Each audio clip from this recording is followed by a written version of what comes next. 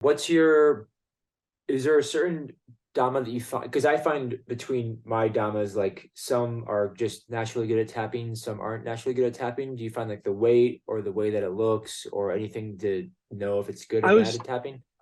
I was just talking with Dylan Marr about this, and the wood can be so variable. You can get a maple that's 90 grams, and you can get a maple that's 70 grams, and you can get a maple that you can get two maples that are 90 grams and one can tap well and one won't, and you can get two maples that are 70 grams and one will tap well and one won't. Yeah. So I have never like I maybe it's because I haven't played enough kendamas, like I've only been playing for 4 years. It's not like I've been playing for like 10 years. But I have not really found a correlation between weight and taps because I've had Okay. some lighter kendamas. I think for the most part, the heavier, the better it is for taps, the more Okay. bouncy it feels. But I know people who feel differently about that. I know people who say that lighter ones tap well. So I've never really found a solid correlation between those two things. I wonder if it has to do with base cup hole or weighted Serato, like if the Serato weighs more. I've also um I've also never played a non-base cup hole kendama And then what about like because a heavy Serato? Like it's better for lunars, if that's better for taps. I don't know. I've done the splice kendamas, that have Mm. like the sweet splice because I only play amp kendamas. That's the only kendama I play anymore. Yeah. It's just like I've kind of zoned in on exactly what shape is perfect for my play style, and it's the amp shape.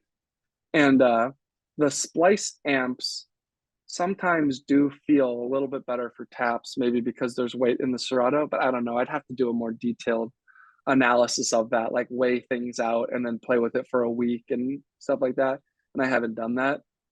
I don't know about the way it's Serato. It makes sense that it's well, no, because I feel like with taps, you would probably want more weight away from the center axis of rotation because then you have more torque to be swinging it back I and see. forth. Yeah. But But I don't know. I've Like I said, I've never personally done. I've looked at it and it just seems like some are bad and some are good. Even some Damas I have that are have like looser Seratos, like I thought maybe like a super tight Serato. I think that generally does help, but it's not like lunar bones where it's really easy to see if a Damas get a lunar just based on weighing the Yeah, Serato. yeah. It's really about the wood. Like it's really about what maple you get. It What kind seems of like. Oh, go ahead. what kind of wood do you use? Do you like maple the best or beech or Maple. Yeah, maple. okay. I like ash, but when I pick up an ash setup, I completely change my play style. So I have done no taps since my third to last post, the 4-3-2-1 spike taps and reg taps. I had a maple Ken there, and then after that, I set up an ash Ken, and I haven't done any taps since then. So only stalls. So I Okay. only do stilts, stalls, trip whirlwings, trip stilt trays. I've landed a lot of trip stilt trays now, like probably like 15 now, Okay. which Yeah, you is landed that's a five really at fun trick to do battle. with Ash. What? Yeah. You landed like five at battle, and then you did the 1, 2, 3 still tray, and then you landed 15, I guess, since Yeah, yeah.